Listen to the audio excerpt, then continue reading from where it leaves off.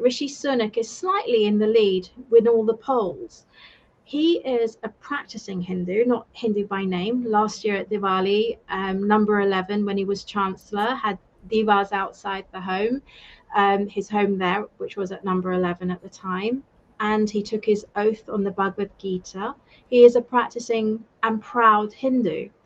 But is the British public actually ready to receive a Hindu leader? Great question, Sonali. This is ultimately going to be what the decision-making process will involve.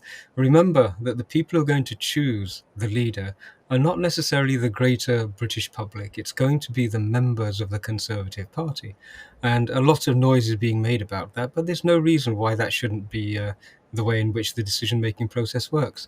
It's been funny, and I'm sure you've seen them. It's been funny to see lots of interesting memes are now beginning to feature. Somebody sent me a meme, a little graphical image of number 10 Downing Street, and outside of it were a pile of shoes. And so you know how when you enter a Hindu home, you always leave your shoes outside. Yes. So there were this pile of shoes outside number 10. Yes. And we've seen other images where they have nimbu leaves and dangling and all of that. Yeah, the sapio and all of that. So it's opening up a whole new way of thinking for the British public, which is a great thing anyway. And as you say, when he took his oath of office, he did acknowledge as sacred the Bhagavad Gita when he took his oath. So you're right, he is a practicing Hindu. The question whether the British public is ready for a practicing Hindu.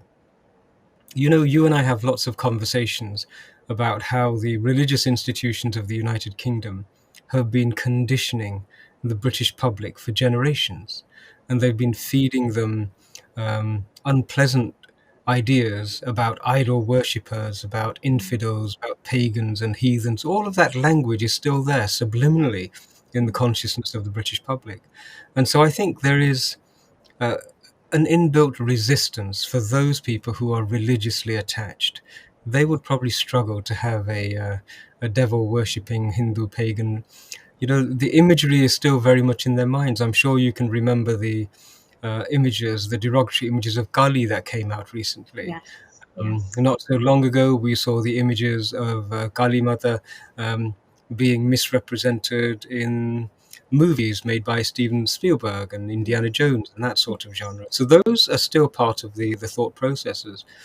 So I don't have a great deal of confidence in the assumption that actually the British public are ready.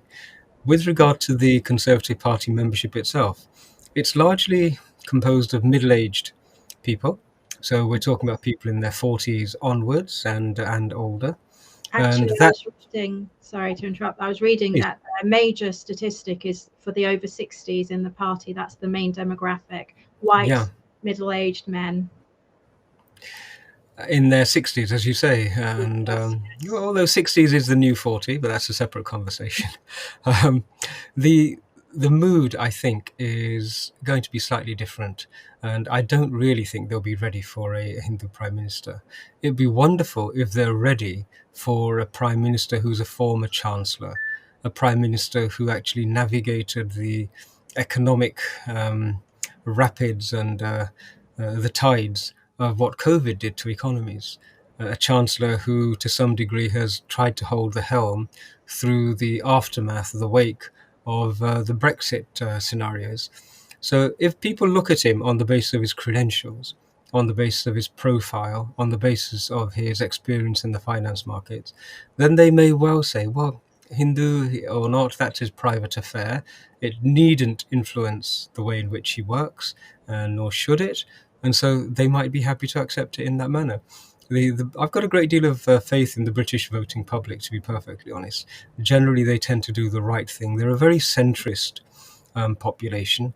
They don't like excesses on the right. They don't really like excesses on the left. And whoever can hold that centre space, they generally receive them quite warmly. So there's every possibility of success if that's the mood. Having said all of this, there are some interesting developments in terms of the other contestants, the other candidates. You know, we have suddenly seen another non-white, Kemi Badenoch, suddenly appear on the scene. And she's being received very well. She seems to be capturing the credibility quotient, as it were. She seems to be believable. She's direct, fairly straightforward, and seems to be displaying essentially conservative values and qualities. So it'll be interesting to see whether we actually get two non-British origin in terms of their ethnicity candidates on the final ballot paper. It Yes, would that be would an be. extraordinary development if it happens. So let's see. Maybe the British public have moved further forward in becoming more globalized than we even suspect.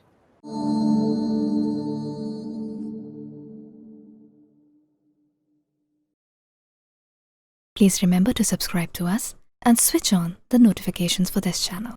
For our other social media links, more content, and to support our work, please visit citti.net. Dhanyavad. Namaskar.